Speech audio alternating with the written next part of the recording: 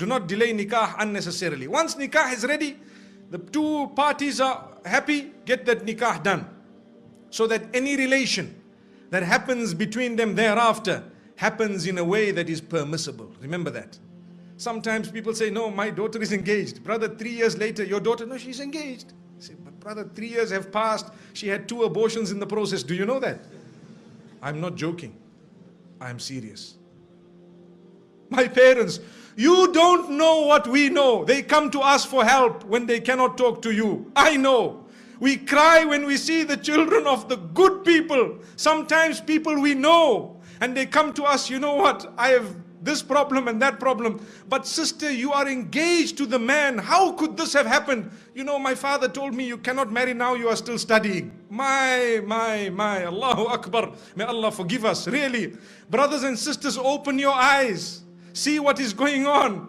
Ask the people what is happening. If you think we are not living in an era of hypersexuality, you are dreaming. You are dreaming. You are living in a dream world. We are living in the dirtiest society up to this age. There has never ever been a more hypersexual society than ours.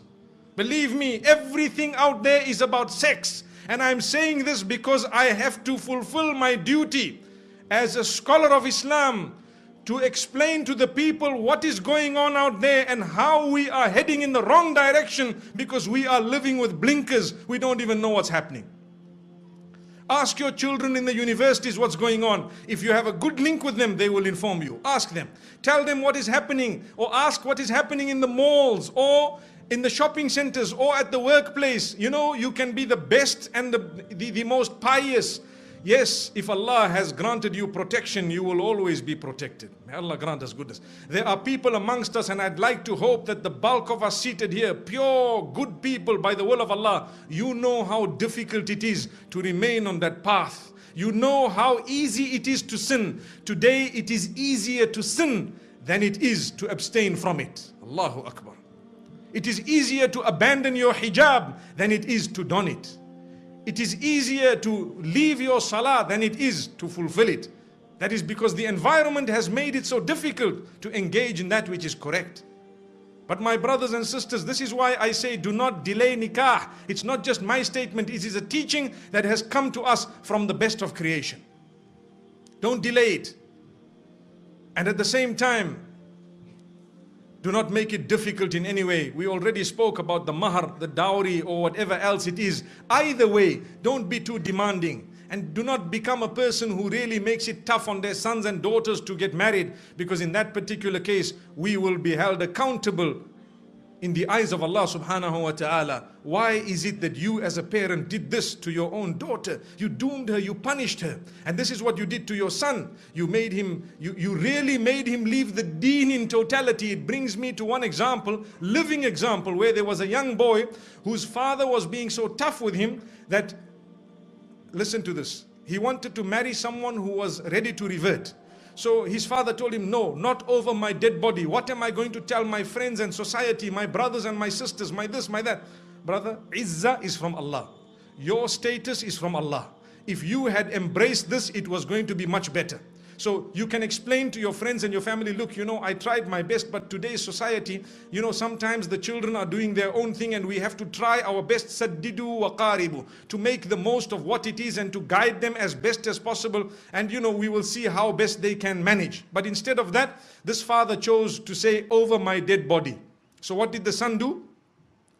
He asked for help from some of the scholars and so on, and sometimes there is a limited amount of help you could actually offer, because if a man is being stubborn, you cannot really win. So after some time, he converted and left the fold of Islam and gone. Why? Because to him, the child was lost, and the father is still proud of his action. I don't mind if he became a non-Muslim, but at least nothing happened against my will. And he told his family members, you know, your children, if they want to do the same thing, you should also engage in this type of thing. How? The woman was ready. So I had an opportunity to address this young boy.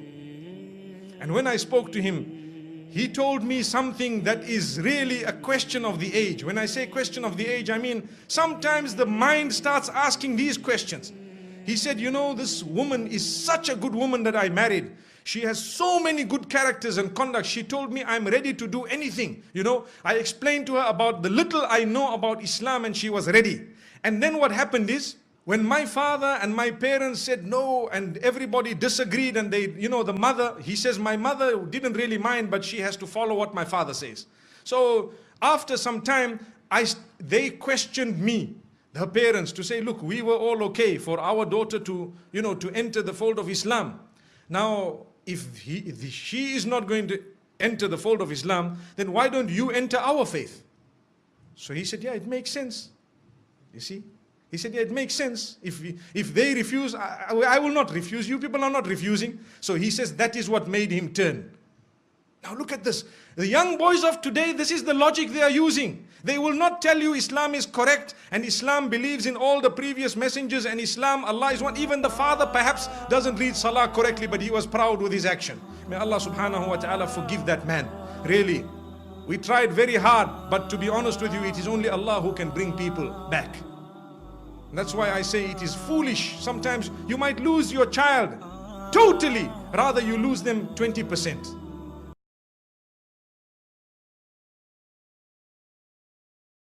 Area in our lives where this attitude of time, spare time, we have time, you don't need to do this now, is the area of marriage. Young people, when they reach the age of marriage, parents are saying to them, don't get married now. Wait, finish your studies and wait until you've got a job and you earned enough and you can build this thing and that, and yeah, that's the time. So that doesn't happen until like your 30s, right? That may be okay for the men, but for the women, it becomes a problem. It becomes a problem. Delaying marriage. And the Prophet ﷺ told us, Ya ma'ashara al-shabab, man istata'a minkum al-ba'a falyatazawwaj. O young people, whoever among you are able should get married. He said, get married young. Get married young. And we delay. So what happens? Those years, which are the most critical years, the years in which hormones are flowing,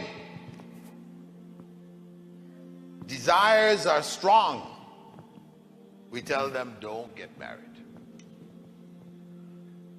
So what happens? People just turn it off and say, okay, turn off the desires, I'll carry on. No. They end up in corruption. Either they're watching, pornographic stuff, which they shouldn't be, watching the channels, etc. Now that these things are all available in the society, or they're engaged, get caught up in masturbation or something like this, whatever, they're going to end up doing things that they don't need to be doing, things which are harmful to them, harmful to the society. That's the consequence. Once we delay, it brings in corruption. Worse than that, you end up with lesbianism, homosexuality gets born out of those circumstances. So the harm is great. We should marry young. We should marry our children young. And just so that you don't think, oh, he's saying that, it's easy for him to say that. No, my son who was 16 years old, I got him married at 16. His wife was 18. They now have 6 kids, live in Dubai, having a happy life, a good life, inshallah. My other son, who just turned 17, he's gonna get married in August, inshallah. His wife is 15. So it can be done. Who am I? I'm a convert Muslim. when I was studying in Medina, I met one brother, Saudi, in Medina. He had gotten married when he was 3 years old. I was shocked. 3 years old. Yeah, he got married. His wife was 2 and he was 3. Yeah, not a problem. Alhamdulillah, they're happily married. They got a bunch of kids, and Sure. When the Prophet ﷺ said, marry young and have a lot of kids, you see, he has all the opportunity. I mean, you'll be able to play with your great-grandchildren. You would not be so old you can't even, you lying on the bed, all you can do is look at them, right? You can actually go and play with them, your great-grandchildren. So, alhamdulillah, I'm not going to say that you have to go out and do that with your kids now, but I'm just saying that, it works. There's no harm in it. In fact, it prevents corruption. It prevents corruption. اقرأ كتاب الله ترق جنانه وتنل عظيم الأجر والغفران رتله روي القلب من نفحاته كالماء يروي لهفة العطشان